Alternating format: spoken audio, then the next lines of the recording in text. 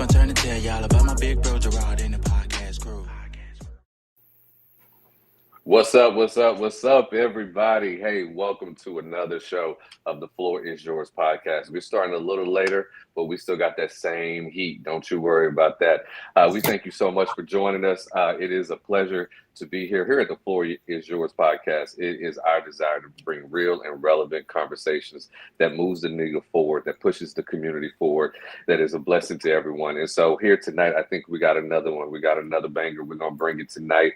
This may cause a little smoke in the comments, but we're ready for the smoke. But we think it's a real conversation to be had. But before we go another further, hey, we want you guys to like, share, and subscribe. Tell all your family members that, hey, the Floor Is Yours podcast on. Whatever they're doing, if they're eating dinner, stop. Go check out the show. If they're watching TV, stop. Come check out the Floor Is Yours podcast. So you're not going to want to miss tonight. But I couldn't do it by myself. I got my main dude. We are the G Unit. We are here. My brother from another mother, Gerard, in the house. Say what's up to the good people. Hey, great people. Hey, welcome. Appreciate you joining us. And as I always say, you could be anywhere, but you're here with us. And we don't take that lightly. That's right. There's a lot of things you could be doing, but hey, and since you're spending your time with us, we want to make it valuable to you. So we're going to try our best to do that. Tonight's topic, ladies and gentlemen, where can I find a good man? And I know that this is a conversation that many ladies have had amongst themselves, and also conversations that they have, shared with guys. I mean, Gerard, I don't know how many times have you bumped into the ladies and they ask you, hey, where are all the good men at? You find it all the time, right? Yeah, when we was in Texarkana and we was at dinner and we joined a few ladies then. And one of the questions, if you remember, I was asking like, hey, you got 15 minutes to ask us any questions about men that you want. And that's one of the more common questions that we tend to field is, where can we find a good man? A lot of it is based off perspective, and we're going to dive into that. But I just know that you got a lot of heat, a lot of gems that you're going to drop tonight. I'm gonna drop them. I'm gonna drop them. And not only when you get them, how do you keep them? And that's the other part. That's the other part. Now, how to keep a good man. That's the tricky part, because a good man, ladies, is going to challenge you. We're going to get into that a little bit. But if he's a good man, that means he has standards. And those standards are going to challenge you, ladies. And so we're going to talk about those standards. But first, let's talk about where are all the good men at? Where do we find them? How do we bump into them? How do we go about our way? Are we missing them in that lane at the grocery store? Walmart, HEB, Home Depot. Like, are all the good men in the back? You know what I'm saying? Like, where are they at? Are we missing them? So there's a couple of things that when I'm asked this question that I actually tell women. And so, Gerard, I want to hear your feedback on this one. The first thing when I'm asked that question is I usually give this analogy. I say, imagine, if you will, you're married and you're 7 years, 8 years, 10 years married, and your husband has to go away for a weekend. Your girlfriends, they call you and they say, hey, where's your hubby this weekend? Whatever it is you wish you could say, that's where you go to find a man. So if your desire is to say, my husband he's off this weekend going mountain climbing, then go to take a mountain climbing class, right? If you say, oh, he's at a real estate conference, then you go to a real estate conference. That's where you'll find your man. So whatever it is you would like to brag about or to say that your man is doing, go there and introduce yourself to the men that are already doing that thing. So let's talk about the psychology and science behind it. Like, what's the mindset behind? Why should they go and find a man that they're not ashamed to tell their friends that that's what that man is at doing? I'm trying to get the connect from. Yeah. It's a good experiment, because you'll find out if that's really something you want. So like if we use the real estate conference, for example, you may find that once you get in those circles and have those conversations, that we're not compatible the way that I thought they would be. I thought that it was a great idea. In my head, it was a great image, but realistically, I'm not into real estate, and I don't think I want to have conversations with my man about real estate. And so maybe that isn't the field I want to go in. So what it does is that it exposes you to a dream, and it makes it reality, and you can see if this is something I really want in my life. Yeah, and that's good, and I can agree with that too. And I know it's not a one size fit all mantra, right? Right. It's for Of everybody. course. The other thing too, I think, is to be open minded, even in those instances, right, where you go in a place that you know what, I want a guy who's in real estate that I can learn from, or we can build this real estate empire. Still to be open minded, because sometimes we go with these preconceived ideas of what the conversation is going to be like, how much attention he's going to pay to me, how he's going to look at me. And you know, have you heard that saying, Gregory? Like, if you want a man with wealth, he's not going to be at home. But if you want a That's man that's right. going to be at home, he don't have wealth. That's true. Right? Yeah. So I think it's Yeah. important to really take in all that and just think about the perspective. Like, what does that look like? What could it look like? You know, if I have this hardworking man that's into whatever it is that I want him to be into. Like, what does that mean for you and the amount of time that you're going to spend with him, or Yeah. he's away from home, right? Hmm. Yeah. Yeah. You're absolutely right. Yeah. The way I heard the saying was either you're going to miss a wealthy man or you're going to babysit a broke man. Yeah.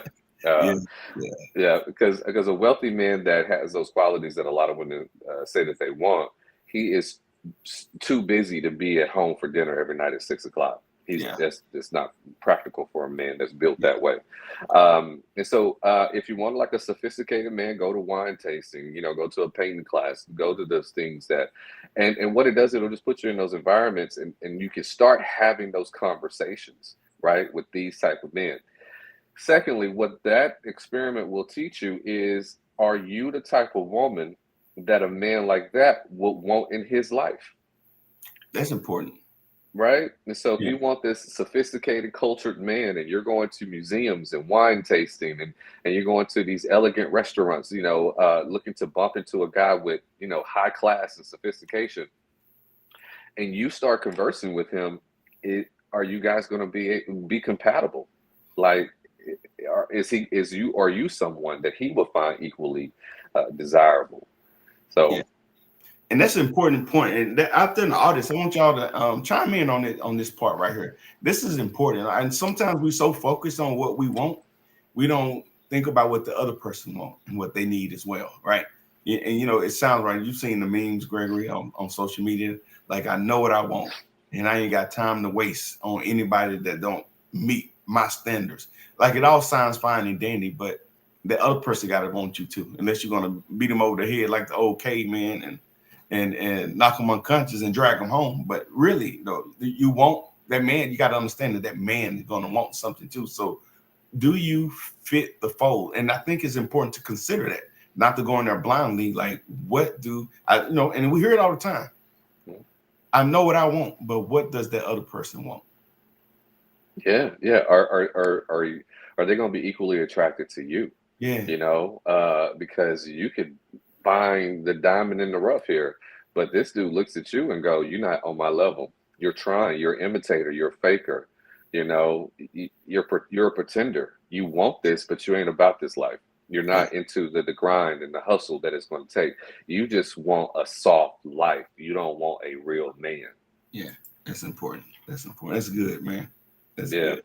And it's insulting to a real man to say you just want to use me to have a soft life, but you're Yeah, not wanting to contribute. And being able to contribute to his life can look at many different ways, right? It doesn't mean you have to match income or education.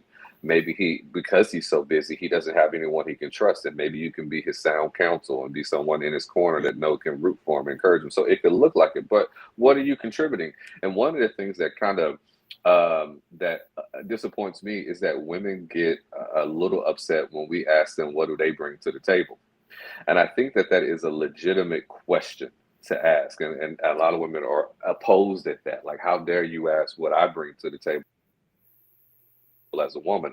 I am the prize because I am the woman. It's enough. But it's not to a man that has built something in his life and wants to protect it. He has to know that his partner is someone who is solid enough that's not going to destroy what he has built. So yeah, what do you bring to the table? Do you bring consistency and loyalty? We got to yeah. know. Yeah, and that always has baffled me when I used to see women get upset about that question. And I've even seen guys, co-sign it. Like, a man that asks you what you bring to the table ain't the man for you. And I'm just thinking, like, I don't even think that they really believe wholeheartedly what they're saying, right? Because you size, no matter what we're doing, we sizing it up, right? How does it fit in my world? So this whole idea that a man can't ask a woman what does she bring to the table. Maybe you don't like the way that he's saying it, but essentially, if you had to put it in other terms, how would you rephrase that question? Yeah. How are you able to contribute to what we can build together? Yeah, What is the skill set that you're going to bring to help us get to where we are trying to go? yeah, Because if I'm doing task A, B, and C, are you able to do E, F, and G? Or X, Y, and Z? Like, what are the things you're bringing to enhance? Because these days, truthfully and honestly, men, much like women always say, women will say, "I don't need a man." Men don't need women either. If we take sex out of the equation, men are able to cook for themselves. Many men cook for themselves. Many men can clean for themselves, or they can pay someone to come and clean for themselves. There is not a whole lot tangibly that men need a woman for. So when a man decides to settle down, it is because of her soft skills. It is because of her character. It is because of the intangibles. Does he feel safe with you? Because if he's a high profile man or a high value man, he's he's in a shark tank every day. He doesn't have anyone he can trust in business. So he needs to know that at home, this is a trustworthy woman. And so when a woman is evasive and not able to answer a question, like what do you bring to the table without there being some type of friction, automatically it's a no. yeah, It's just a no. yeah. Because number one, I need to know that you have value in yourself. Mm, I need to know that when I ask you, what are your greatest gifts? What are the values that you have? What are some of the compliments that you've heard in life about who you are? I need you to be able to answer that because those are the things that I'm going to receive in my life as well. So when I ask you, what are you bringing to the table? I'm asking you, what are the blessings you're going to contribute to my life? yeah, that's important. That's important, and I feel like that we kind of maybe put the cart before the horse. And I just want to take a moment, if you will, just to talk about this idea that there's a lack of men to even choose from, right? And so Mhm. to the women that would ask you, like, where do I go find them? I think partly they're just saying not the good men, but where can I even go and find where these men congregate? And I say that because I had a cousin that was up here a few weeks ago, and I noticed I went to the cigar lounge, and it was the first time I had been in a while. And I noticed an abundance of women there. So when I was talking with one of the guys that frequents the place, and he was telling me that, yeah, a lot of women come there because they know the caliber of men that typically frequents a cigar Yeah, place or a golf course. So aside from a cigar yeah. place and golf course and church, like are the men really that available? Just in numbers? Yeah. Absolutely. And the thing is that they're generally working though. And when I mean working, so I mean like volunteering in their community, right? And so you're not, and so what we do when we tend to look for potential mates, we go to these places of leisure. We go to restaurants, we go to bars, we go to clubs, right? But if you're looking for someone who is high value, generally they're busy. They're doing their craft, they're serving. And so either they're in class, so they're furthering their education, or they're, like I said, they're mentoring, they're a basketball coach, or they're volunteering in their community, they're serving in some capacity, right? And so I think the quality men that women or say they're looking for are busy men. So find places where men are busy. Those places of leisure, you could probably find a good guy at a bar, at a club, sure. I'm sure there are some good guys there. But I'm saying the abundance of good men, they're Yeah. busy. So go to places Yeah, where men and are some busy. on that note, I was talking to a friend. I was out traveling for work a few weeks ago, a couple months ago, and he was saying Mhm. where he lived. He's like, man, I'm having trouble. Young guy, he was like 28. He was telling me he's having trouble Yeah. meeting women other than the women that he grew up with in his hometown. And I gave him the idea, and I Mhm. think this is something that people can take, whether you're male or female. When you talk about Mhm. serving, right? So he's heavy into real estate, and so I told him to go and find Okay. some real estate events online through Eventbrite. Find some Yeah. that do home buying seminars, some that do affordable housing initiatives, anything where you know somebody that's passionate in that space. And what I told them, what you'll find, especially in that arena, is people who have a heart to serve. If you're giving seminar Yeah. to talk to people about their finances, to get them financially savvy, to work on their credit, right? If you're talking to some people about affordable housing because you have a heart for people that may have trouble navigating that space, that tells me that these are people with a heart to serve. So not only are you finding people, you're finding people with that potential to have great qualities that you can build on and hang on to and help better you as well. Because I believe any quality relationship is going to be built around service to each other.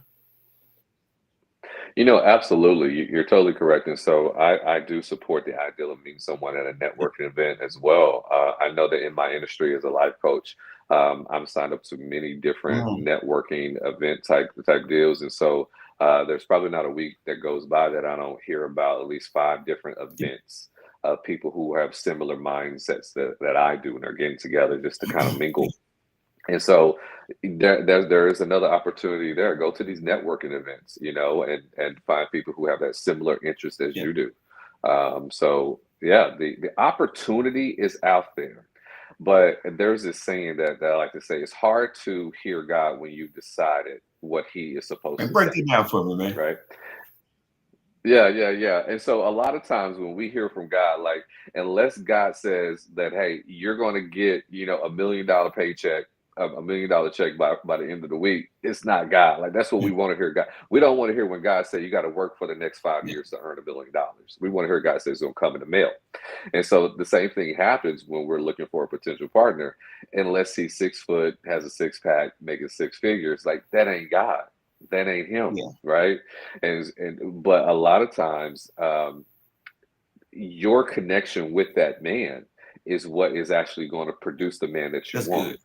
So right? what's wrong with a Yeah. woman And wanting a guy that's 6 feet tall, got a six pack, and makes six figures? I mean, on the surface, that don't sound like anything's wrong. I mean, what's the issue with that? yeah, What could potentially yeah, be the there's issue? nothing wrong with that. There's there's nothing wrong with that. But then it's like also saying, like, us as men in our 40s and 50s, I want to marry a virgin.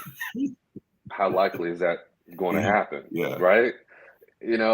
Like, you can have it's nothing wrong with that being a desire, but is that really going to happen? The average height of a man in America is mm, 5'10". 5'10" is the average height of most men. And the men that are 6 foot or above, the last statistic I heard, are only 3% of the mhm. population, right? And so think about it. You're going to get the 3%, and other women aren't. So, That's important. And uh, if we can unpack like that part, the whole 66 idea, and we talked about this on a past show, but one of the mhm, barriers or the hurdles that you have to overcome is they say less than 8%. If you want a man that makes six figures, less than yeah, 8% of black men, we're talking about our community, less than eight yeah, percent of them make right. six figures or more, right? So you take that Hmm. 6% or the 8%, half of them are married, right? Yeah, so Yeah, now you're down to 4%. You take that 4% and you take in the geographical challenges. Some live in New York, California, Florida, all across the country. So you half in that by yeah. half, like because they got to be in your vicinity, right here. For me and you here in Dallas Hmm. Fort Worth, let's take that down to 2% Hmm. of black men still that that make six figures. So now some of them don't want to be married. 2% of them don't want to be married, right? So you take that down to Yeah, 1%. Now to the point that you made, the 1% of men that are available, they gotta want you to. they And gotta it, want it, you it to. really Yeah, shows like yeah. when you start putting three things like that, and we ain't even talked about the physical characteristics, the six pack and 6 feet tall, right? So you think about that's Yeah.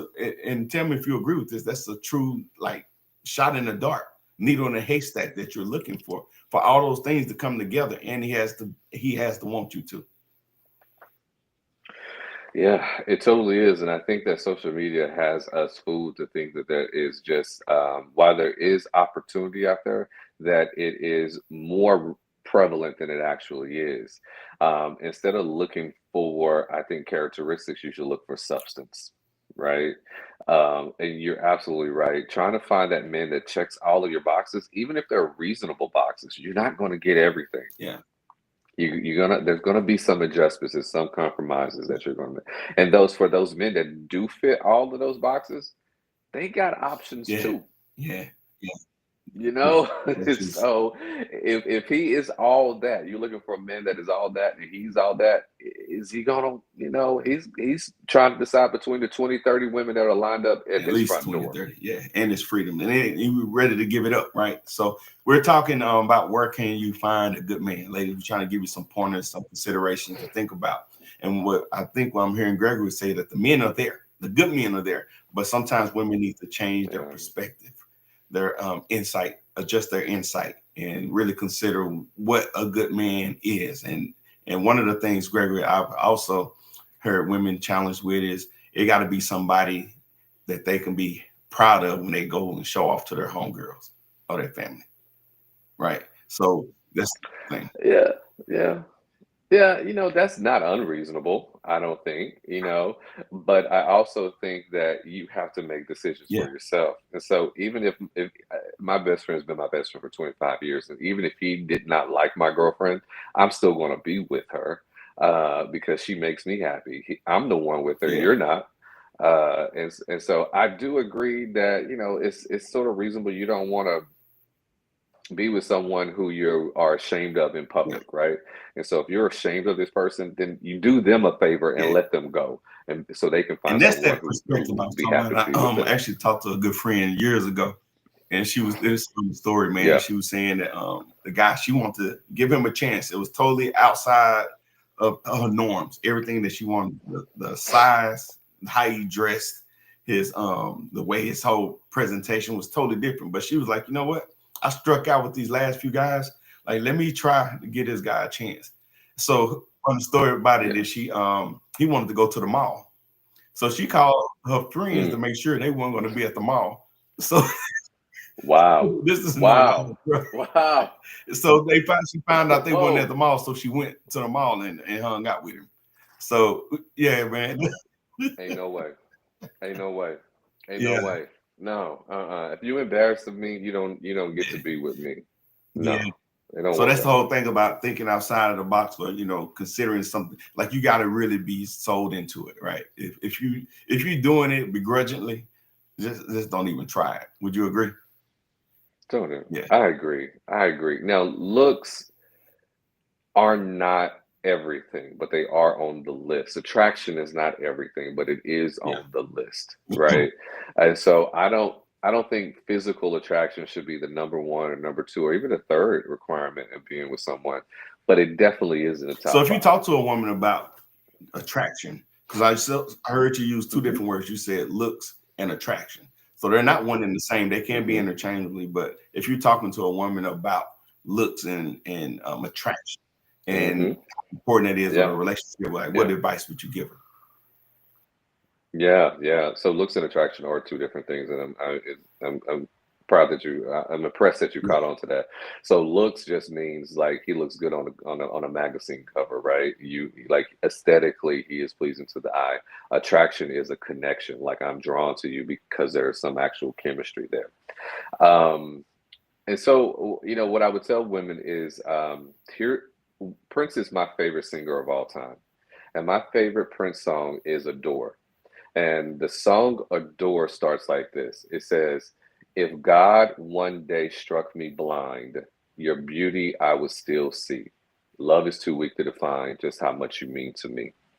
And so when I hear those lyrics, I think that listen, if I'm not attracted to you over the phone, when I'm not looking into your eyes or not looking at your skin and I'm not looking at your lips and I'm not seeing you aesthetically, am I still drawn to you? If God one day struck me blind, what would I see in mhm, you?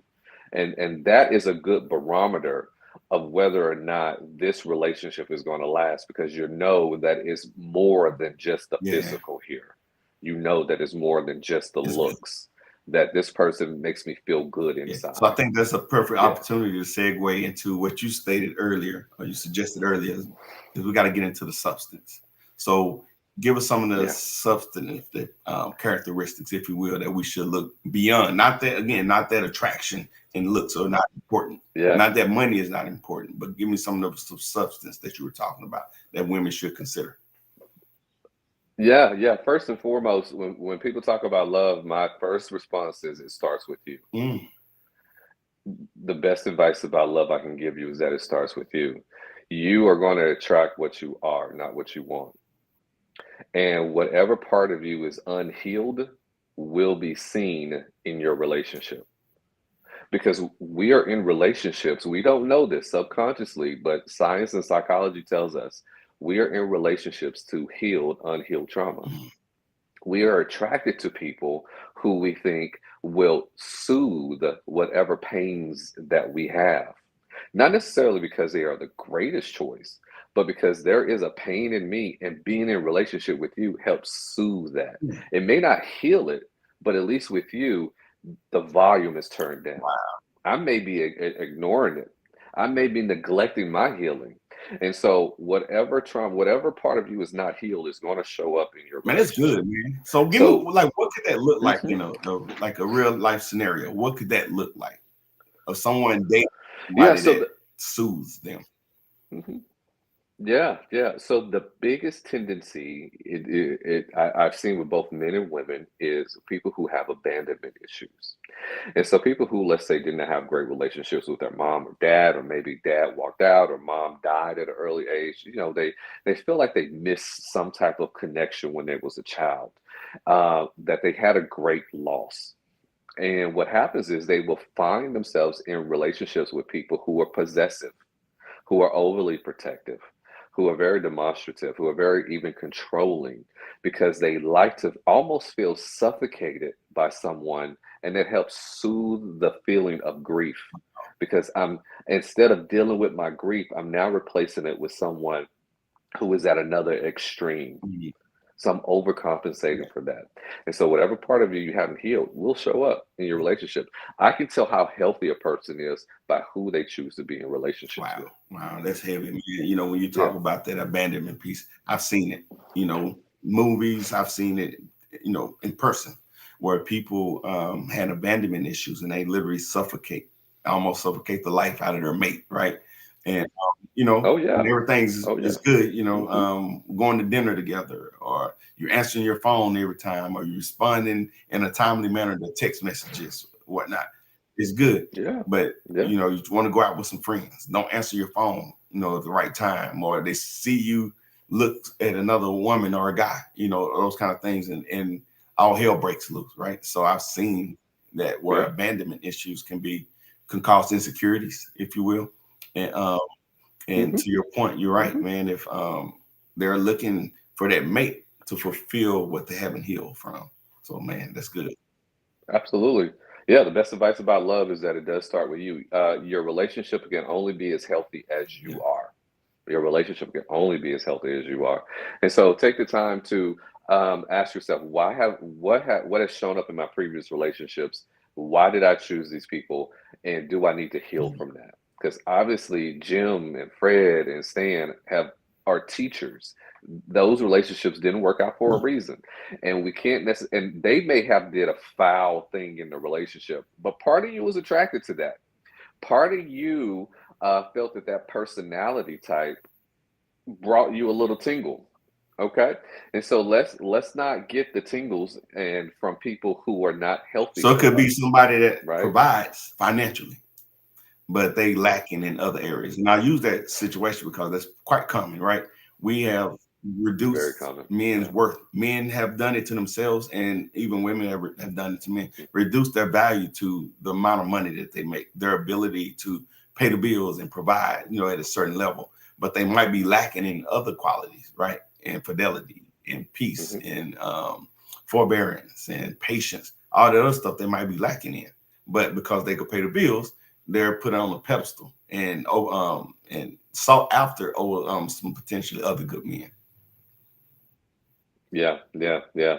And so as we talk about, before we go into like the qualities to look for in men as you're dating, I want to say, you know you're in a healthy relationship when you feel like you can become the person you've always wanted to be Yeah. with this person. In this relationship, I feel like I can be that entrepreneur. I can write that book. I can go get another degree. I can start that business. I can be a great mother. I can pursue my dreams. that's how you know you're in a great relationship. When you feel free and confident to become the person you've always Yeah, wanted to be. yeah, That's a good sign you're in a yeah. But relationship. same time too, you didn't get in a relationship to be lonely. So break that down for me. So That's true, sometimes I've true. noticed that people aren't necessarily lonely. It might be what you said earlier, abandonment issues. But so how do you square that off if you're talking to a couple that say like, hey, you know, he's too busy, or he's always on the golf course, or she's always want to go hang out with her mom and her sisters, and like I didn't get married to be here by myself. Like, how do you square that off? So because you're looking at those things when you're trying to find a person, and if you see that that person initially is spending a lot of time somewhere else, that could draw some hesitance to jump in there, but you could be missing an opportunity with a healthy person. Yeah, yeah, yeah.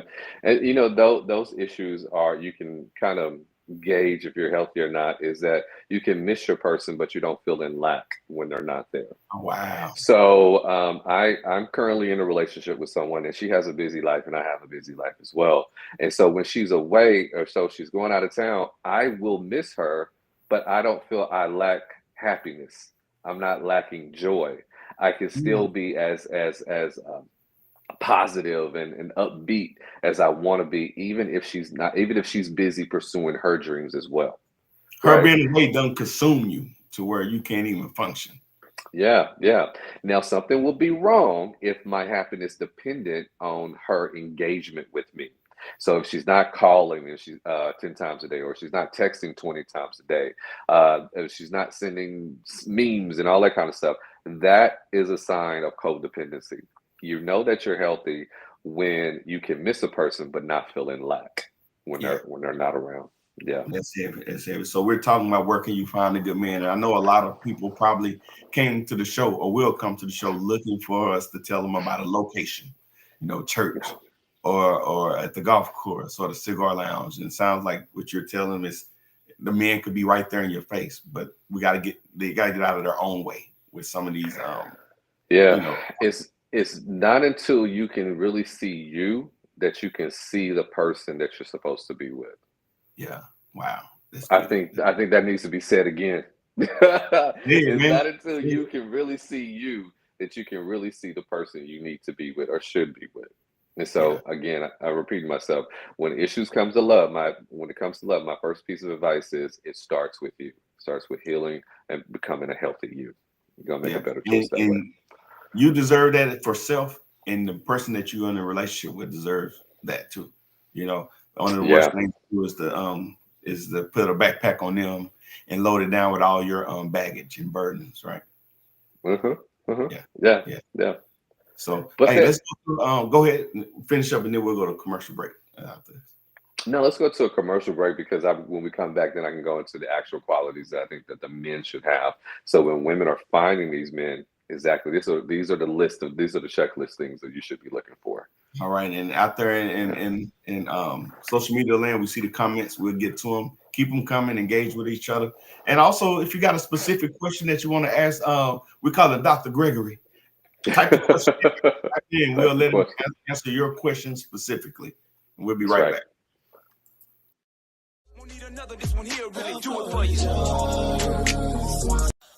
Hey, that wasn't a commercial.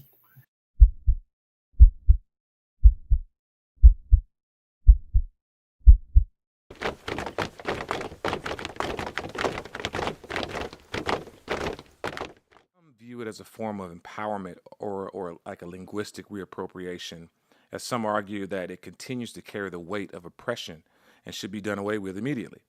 How does today's music, namely rap music, play a part in the use of such a derogatory word? We'll talk about that. As we know, rap music has an immense influence. We partnered with Mogul TV Global, and there's a host of other shows out there. And that one right there with Dr. Marlon Ware is one of the shows too that we host on the platform. So that particular one is the use of the N word. Should you not, and if you do, to what extent? So we try to have those, like you said, those deep conversations, so we can talk about issues, not just from our own perspective. I think it's good to see how other people feel. I think that's basic relationship. What I do affects you. What I don't do affects you. And it's through conversations like that we can find those things out. So Mogul Absolutely. TV Global. Check it out. I mean, that's a great conversation too. That's a conversation that we'll probably be having for years to come. The use of Oh the yeah. N word. Oh Yeah, yeah. yeah, great. Cool. So we're talking about how to find a good man, and when you get this man, how do you keep him? But when you get this man, before we talk about how do you keep him, we want to talk about some of the qualities that he should have. And so when I think of relationships, I always go back to the Bible and God's first creation of a relationship being Adam and Eve. And so here's the structure of a relationship biblically, is that God created Eve after Adam had a purpose. Adam was already operating in his assignment from God. God saw Adam working in his assignment and his purpose and says he deserves a help meet. And so after that is when Eve was able to enter into his life. And so to ladies, I tell you this, if you're looking for a good man, here's tip number one. He has to have a purpose. He has to have an assignment. There has to be a mission that he feels fired up about and doing every day. It doesn't mean he's saving the world. It doesn't mean he's curing cancer. It doesn't mean he wants to be president, but it does mean that he has a certain set of values that says what I am doing is important. I got to go coach these kids, or I got to go teach grade school math, or whatever it is that I am doing. I feel it is significant.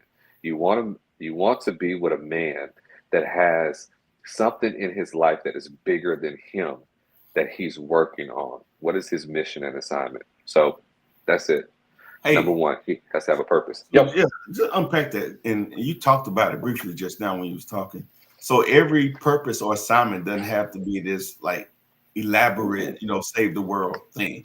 It's just whatever he is. You're saying that he needs to to have some kind of purpose in his life. He has to have something in his life that is not her, right? The woman should not be his thing. When you speak to a lot of men, you ask like, what do you do? Hey, I love my woman. Like, okay, but after her, what is it? So I tell women, you don't want to be his thing. You don't want to be the big thing in his life. You want to know that, hey, if you did go away on a girl's trip, he still has something that fires him up. He is somebody all by himself. And so that's why purpose is so important. Number one, because it shows your relationship with God, but then also it shows that he is somebody all by himself. He doesn't need you to feel qualified or validated. I feel like if we were in a room full of women, that you'll get some pushback on that. That they You won't. think so? They won't. I think I get some finger snaps on that one. Yeah, I think you would. Some would, but some wouldn't. And I say that because it sounds good, right? Think about some of the songs that you heard. I can't breathe without you. I can't live without you. I can't think without you. You're my breath. You're my air. Like all this stuff sounds good. You put it to some music, but then you get with somebody like that and they suffocate the heck out of you, right? Yeah, absolutely, man. That's unhealthy. That'll last you about 6 good weeks, and you ready to run. You ready to go. That's too much. I need someone that's going to contribute to my life. I don't want to be your life. Yeah. That's good, man. That's good. And statistics show that relationships work out better that way. Yeah. That because a woman wants a man that she admires and could look up to. I'm gonna say this, and this may cause some heat. Statistics show that relationships work better when the man is considered by the woman to be of higher value than her. Let me break that down. So when she can look up to a man for his academic achievement, for his professional achievement, or his spiritual achievement, she wants to be able to admire and look up to her man as someone to aspire to respect. But if she's in the higher position and he makes her the goal, guess what? She's now looking down on him. And a woman is unattracted to a man that she looks down upon. So let me just unpack that and qualify a few things. When you say look down, you're not necessarily meaning financials, right? No. You're talking about some of the substance type things that like to say it. Break it down. To say it in a raggedy kind of way, women prefer a man who she perceives is better than her. are further down the road than her, more advanced than her, can teach her, can teach her things, can show her things, can expose her to new things. So when I say better than her, I just mean has things that can broaden her life with. Gotcha. Not in value as in better than her, but like better than her as in like experiences and know-how and education, something like that. Yeah. And statistics have shown that relationships fare better when that is the scenario. But when a man puts a woman on a pedestal, she begins to look down upon him and think that she could actually do better. Because if you think I'm great, then there's probably guys out there who make more money, better Yeah. looking, that also think I'm great. But if Yeah. you treat a woman like a celebrity, she will treat you like a fan.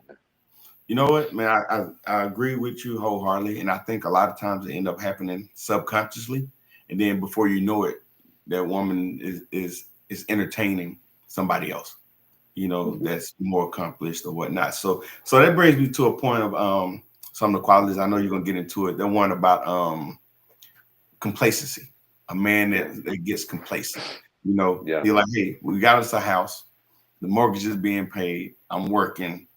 Like, woman, what are you complaining about? Like, Yeah. what could potentially be the issue with a complacent man? Yeah, he lacks the A-N-D, lacks the and so a lot of relationships break up because men forget the and. Let me explain that. So when a woman first meets a man, she will say, I really admire him because he is a great businessman. He's a great businessman. And so that's what he puts all his effort into, is showing her that he's a great businessman. 2 years down the road, she gets disgruntled about the relationship. It's not fun. It's not interesting anymore. And they break up. He goes to her and says, why did you leave me? I thought you said you loved me. He said, yes, but you said you also admired me because I'm a great businessman. She said, yes, I do. I still think that's great qualities, but I wanted more. I wanted you to be a great businessman and caring and kind and engaging and supportive. What happens with a complacent man is they forget the and. They narrow their definition of what's expected of them into this one qualifier, into this one path, and they forget to be also to be a good friend, to be a lover, to be romantic. They forget the and I do this and I do that. Yeah, Yeah. that's good. That's good, man. And I like that you let me push you on some of these to unpack it a little bit. But two words that I think some people conflate and confuse sometimes is complacent and content. So, being content in my mind is saying like, hey, I'm good with what we got. We're going to nurture it and let it grow naturally. But that's different from being content. Like, you know what, I'm good and I don't want to grow. You know, there's this old saying that anything that has life is going to grow. Once it stops growing, it's because it's dying. So I think sometimes that's the difference is content, meaning like, hey, I'm enjoying what I have. I respect what I have and I'm going to nurture it and let it grow versus complacent. I'm just like, you know what, this is it. This is the best it's going to get. And like, let me just sit back and not necessarily do nothing, but, there's no drive to grow. Yeah. Contentment is also for some people a prized possession. People that have grown up with very traumatic childhoods, when they get married and they find someone that they can be content with, to them that's heaven on earth. And so I didn't want anyone to misconstrue that as being a bad quality either, because it's not. If you are content in your relationship and that heals something in you, then hey, you found your joy. We're happy for you. Man. So let's go to some of these comments and then we'll get back to it. So got my family from Texarkana. Texarkana is always showing up. Always supporting in the Dallas area now. But she says, in other words, whatever it takes to get her will require that and more as time goes on. I agree. Like she grows, she changes. And I just give a quick story. We was doing a men's conference out in North Carolina once, and one of the guys was pretty vocal about him losing his wife and family. And he was talking and very aware seemingly about who he was and what caused him to lose. And one of the guys asked, like, man, you seem like a stand-up guy. Like, what happened? And he's like, man, she kept growing and I didn't grow with her. So to this comment right here, you're right. You can get so complacent sometimes and women, we know women are the most educated part of our block in our community. They're growing, they're Absolutely. trying to plan for retirement. And if we get in that Absolutely. space with them and we just get complacent and don't grow, they can outgrow you, right? Yeah, yeah, I couldn't agree with that more. You're absolutely right, Gerard. The comment is absolutely on point. Dating never stops, chasing never stops, romance never stops, the game never stops. Fellas, listen, if you don't hear nothing else I say, the game never stops. You still got to keep razzle and dazzle open. You got to be able to sweep her off her feet. You got to still stay in the gym and try to keep your body as best as it can. You got to keep your fashion game up. You got to get a fresh cut. You got to, mix up the colognes from time to time. Keep her guessing, keep her on her toes. You know what I'm saying? You got to do your thing. Switch up your shoe game. Whatever it may be. It never ends. You Yeah. want a romance that never gets stale. So you got to stay focused. Yeah. Yeah.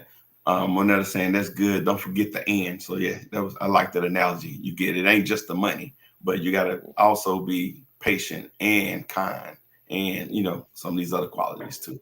Don't forget the end. Yep. Yeah. That's right. Wanda Texarkana is in the house. She also said 100% about what you were saying earlier. Octavia said she agreed 100%. I think she was talking about something I said, man. Of course she was. That's right. That's right. So enough. Yeah.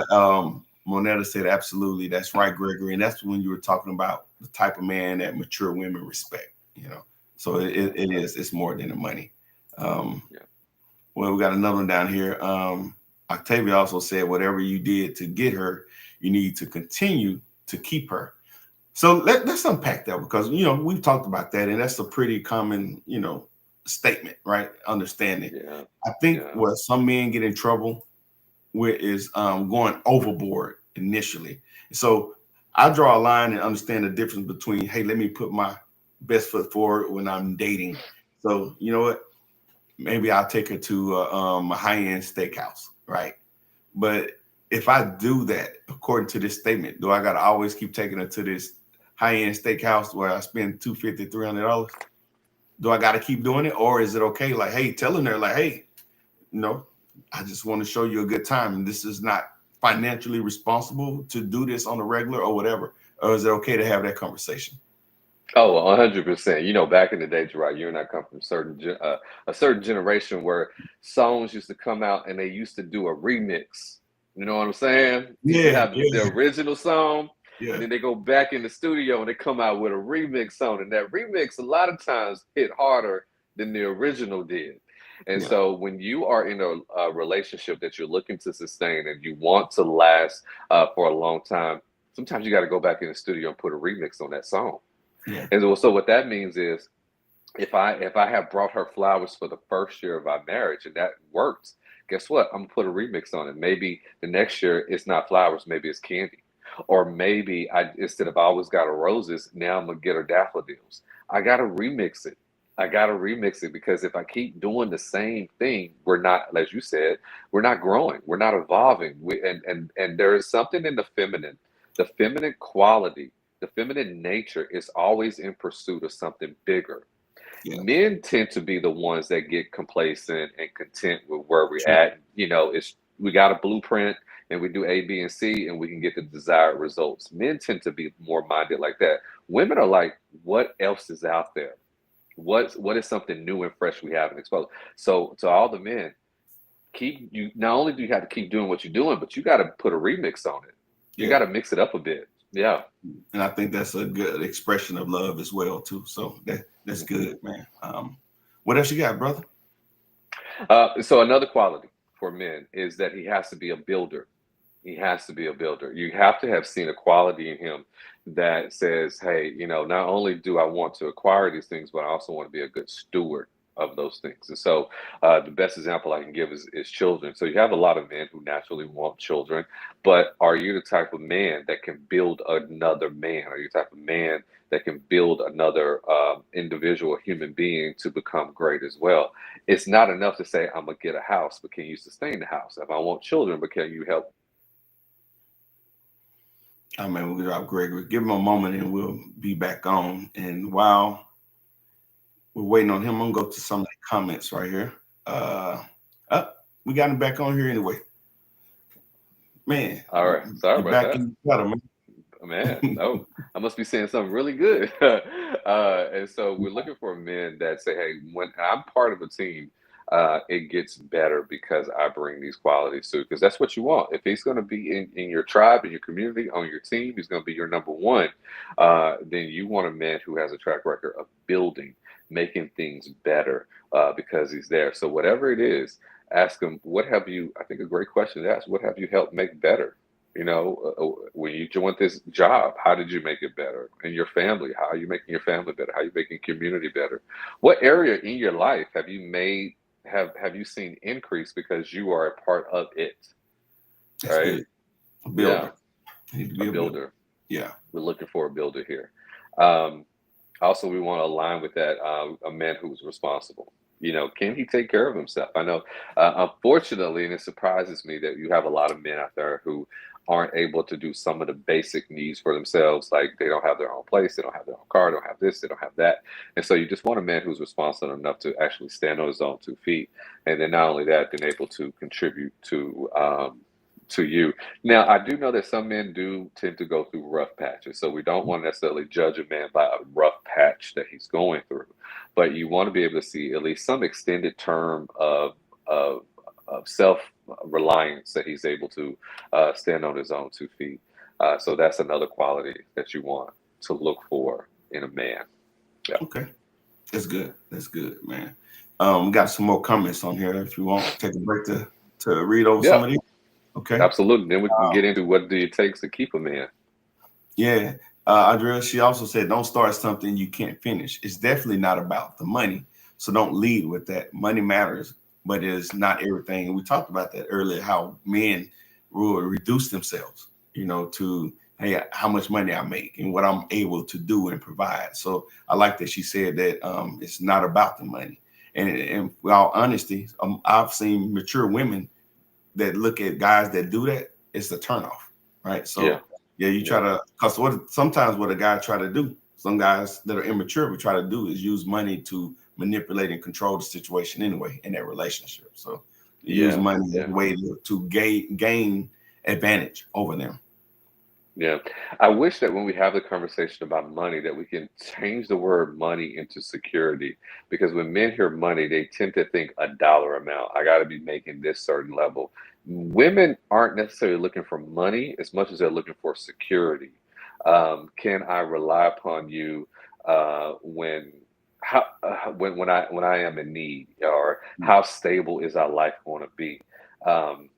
It's more about security than your actual income. I think a girl will want to know your income. A woman is looking for your security. Yeah, You that's know, good. yeah. And I think a good woman can take a man who's making $50,000, who's been stable for the last 10 years, and make him into a millionaire because he has those habits and routines of stability versus or not necessarily a millionaire, quote unquote, but someone that's financially savvy, right? That you can manage what you have and let it grow. You know, you think about that Proverbs 31 girl. You know, she's not just sitting back, you know, letting the man throw grapes in her mouth and just be cute. She's out there, you know, getting into the land and doing other things and sewing garments and selling. She's a hustler too. She's a hustler too.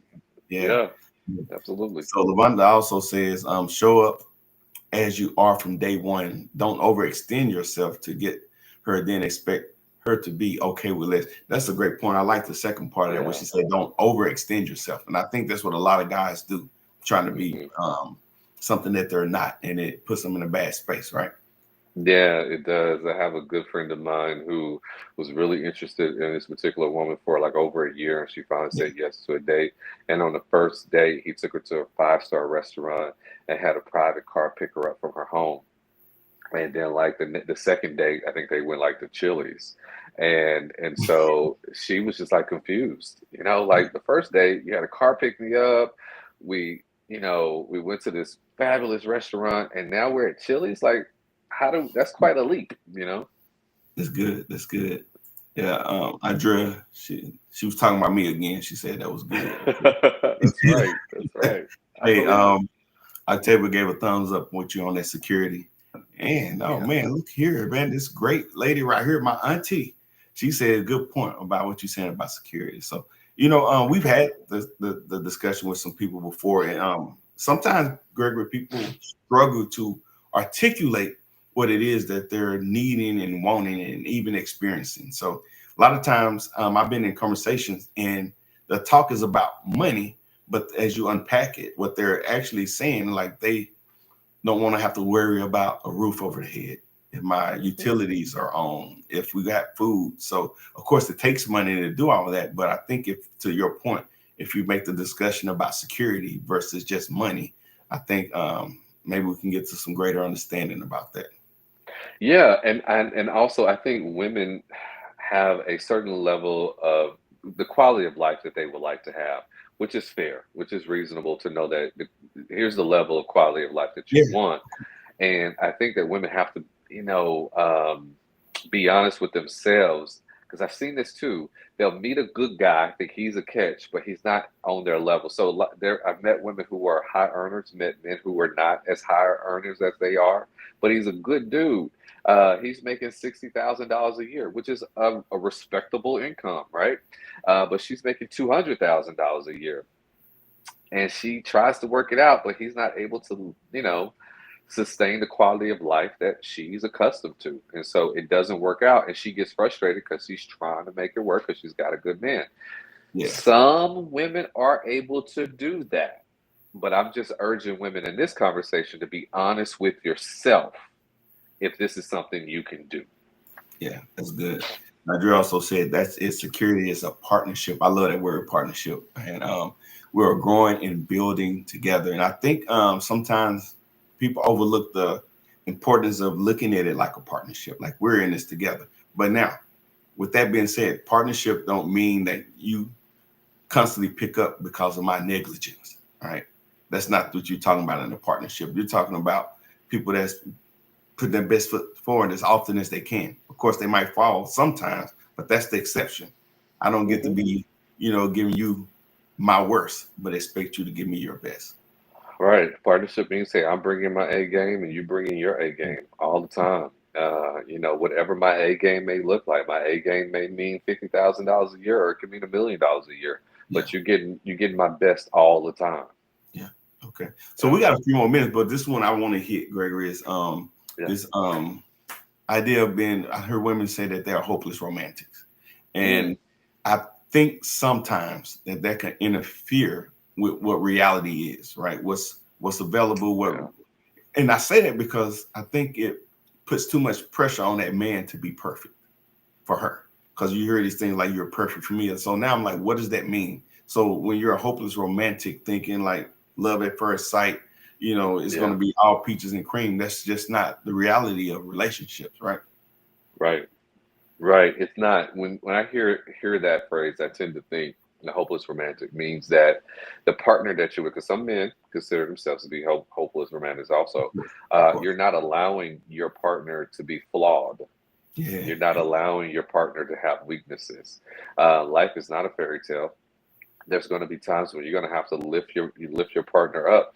And the truth is about successful long-term relationships is that you're going to have to practice forgiveness.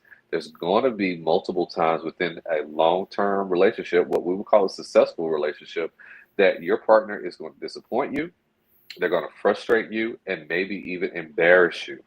And you're going to have to practice forgiveness. And a hopeless romantic is someone who sees that as a disqualifier and think, oh, you're not the one because you have flaws. I got to now go out and find my real Prince Charming, so let me just toss you aside. That is not conducive to a healthy relationship. A really healthy, rational relationship based in reality is ones that say that before that mistake happens, you're already forgiven. Yeah. So I have this mindset, and that it could be argued that it's good and bad, but I'm not married yet. But when I do, my wife is already forgiven. Like here right now in this moment, as we're having this discussion, whatever thing that happens in our marriage, I've already decided in my heart, I'm going to forgive her. Okay, That's good. And not to get too spiritual, actually Ephesians talks about that. when it's talking about Christ in the church, and it says that he presents her to himself without Yeah. spot or wrinkle, right? And Right. that's when I begin to understand that, I'm like, wow, so it's how I present her to me, not to everybody else, right? What the world think about her. And to feel that way about someone, like that's pure genuine love. Like, not that she don't do any wrong, but you Right. Yeah. present her to yourself like, hey, this is who I'm going to love intentionally, not because of who she is, but because the love that's in me.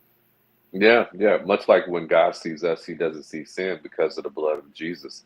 And so when God looks down from heaven, he sees you, he sees me, he sees no flaws. And Yeah, so much like when we're in a marriage, if we're going to love as men, love our wife like Christ loved the church, when God sees us, he doesn't see any mistakes. He yeah, doesn't see any blemishes. So when we look at our wife, we go, babe, you're perfect. I don't see anything wrong with you. Now, are there spaces where maybe I can help guide and lead, yeah. sure, in the rational, but in my heart, my love for you, I see a perfect woman. That's good. That's Yeah. good.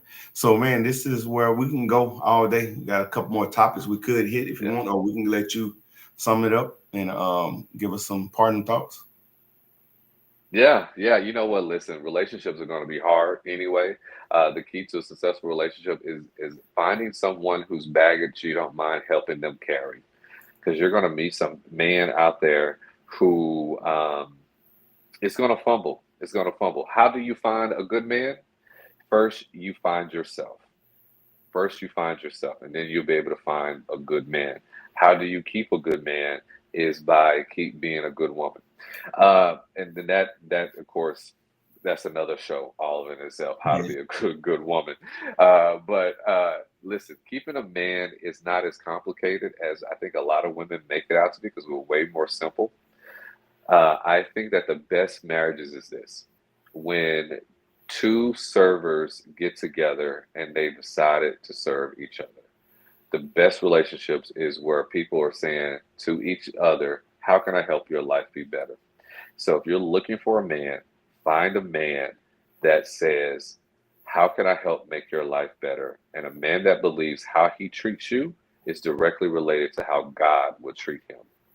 yeah. That's who you're Man, looking for. come on, preacher. That's what Octavia said. Come on, preacher. Yeah.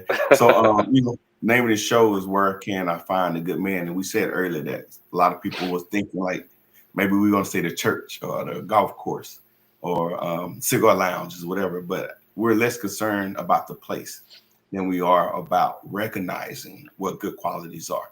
And it Yeah. brings me to what we used to be in this community where we used to be accountable to each other, where you learn not just skill sets about how to do work around the house or how to cook. You learn how to treat each other.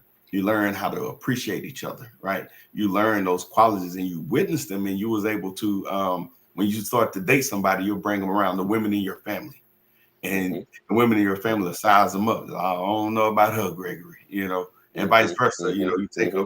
a woman, if you take a Yeah. guy around her uncles and brothers and her dad, they size them up, and it was Right. almost like a rite of passage. Like you got to get that okay, and a lot of times Right. because of the trauma, a lot of things, and that's a whole nother show that we're experiencing in our community. That's not always the case. So where are you learning to be a good woman? Where are you learning to be a good man? Where are you learning to identify a good woman or a good man? And are you um, desperate? Are you lonely? Is that's what leading your pursuit for a relationship? Because if it is, it's going to be difficult, right? So Right. some of those things, like you said, you got to die to self. We hear that all the time, and really get in a relationship because it's one of service. And one other point I want to make before we get off of here, Gregory, you and I got a few years on this earth.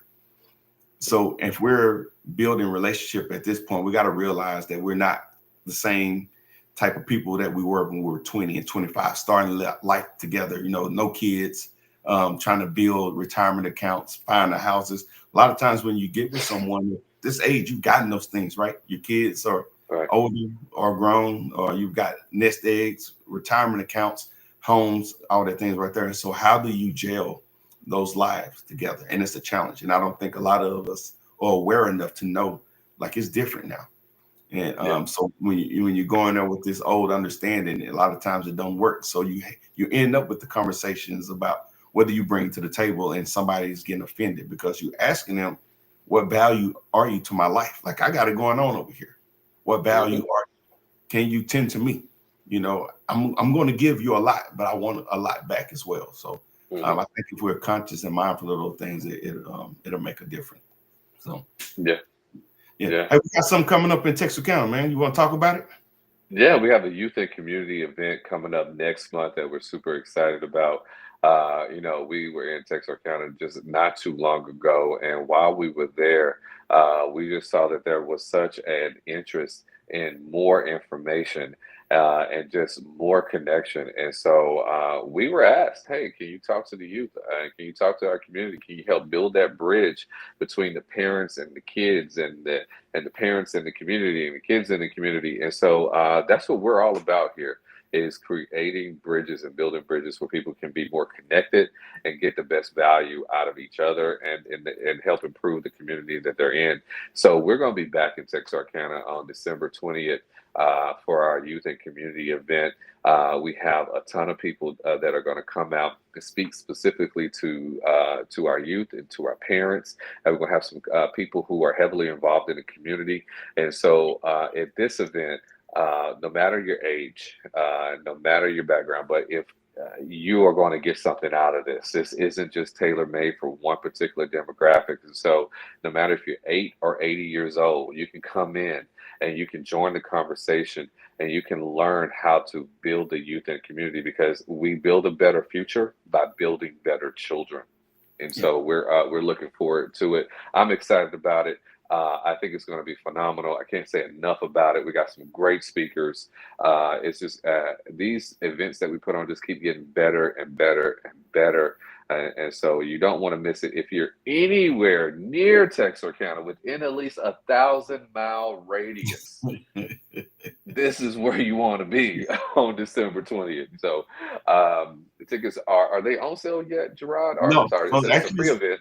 It's going to be a free event. So follow us over the next couple of days. We're going to actually roll out the link where you can go and register. And I'm sorry, I put up the wrong flyer. It says time and location coming soon. We actually have that. So it's going to be, and if you're in the Texarkana area, you're familiar with the Sand Flat Center over in Arkansas, on the Arkansas side. And it's going to be from 10 to 2. And like you said, we're going to have some speakers, great resources. You know, we talked earlier about just the challenges that are within our community. And, you know, sometimes parents, we're doing the best we can, but sometimes it's not enough. And I remember when we were growing up, you were able to lean on the community. Well, that's what we're doing. We bring in resources in, people that you can talk to, resources that you can take back home, and not just for that day, people that you can engage with and reach out to ongoing, you know, because the youth, they didn't ask to be here, but they're here. And I think it's our responsibility to give them what they need so they can continue this fight and just be on this planet. We're going through a lot right now. The political climate is toxic. People are fighting for relevance. You're trying to pay the bills, but there's a lot of help out there, and sometimes it's hard to get it out there and let it be known. So that's what we're going to do. We're bringing the resources to the people, and it's just going to be a great event. Again, December the 20th at the Sand Flat Center in Texarkana from 10 a.m. to 2 p.m. Yeah, we want everybody to come out. Don't feel like you're a stranger. You already have 2 friends. I'll be there. Gerard will be there. So you have 2 friends that are already be there that you can hang with, that you can kick it with. So you're not going to be alone. We just want you to show up and just really just dive into all the resources and the knowledge and wisdom that's going to be shared. It's going to be phenomenal, and I'm looking forward to it. Hey, now to put you on the spot one more time before we go. This question came in when you were talking about forgiveness. You're going to have to forgive people. They said, does this include infidelity? Come on, preacher. Yeah, it does. It does, to the point to where you don't feel disrespected. Infidelity is something that is forgivable. I have seen it happen over time and time again, and not in a way where someone just lets someone walk over them as a doormat. Not seeing that, but when there has been true repentance and true changed behavior. Infidelity does not have to be a death wish to a marriage, unless you feel what this has brought on to you feels disrespectful to yourself. So yes, I do believe that infidelity is something that is forgivable, but it has to come tied with true repentance and changed behavior. Yeah. And then mine says we must always remember that no one is perfect. Yep, no one is perfect. Yeah, that's true. And you want to close this out? Except for us, we're the only. I'm just kidding. Everybody, hey, thank you so much for watching. Thank you so much for joining us tonight. And we don't take it for granted. Listen, we know you could be watching the game. We know you could be doing your laundry. We know you could be even taking a nap. So we appreciate you for taking your time and spending it with us. And we hope it's been beneficial to you because you've been a blessing to us. We want to thank you for watching the Floor is Yours podcast because it's exactly that. It is your podcast. So let us know. Shout us out. Let us know what questions you may have, even after the show is over. Put it in the comments. Gerard and I check it regularly, and we'll respond. What topics you want us to talk about, we'll talk about it here. We want to thank you for joining. We want to tell all your friends, your mama, your cousin, your puppy, your goldfish, and everybody about the Floor is Yours podcast. We love you so much. Thank you for joining. We can't wait to see you next time. But until then, peace, love, hair grease. We out. Need another, this one here really do it for you. Baby,